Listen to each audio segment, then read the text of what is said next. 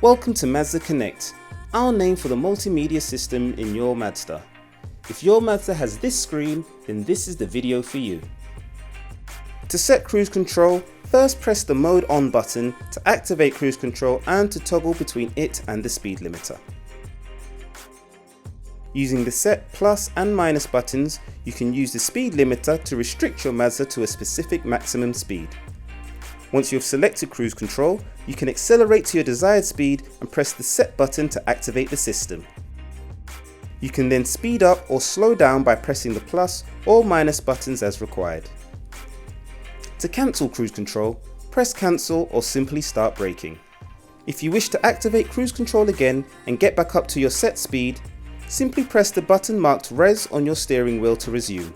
If your Mazda is fitted with radar cruise control, press the distance button on the steering wheel to increase or decrease the amount of space between your vehicle and the one in front. Mazda radar cruise control will maintain the selected distance by speeding up or slowing down. But remember, keep your hands on the steering wheel and remain vigilant at all times whilst driving.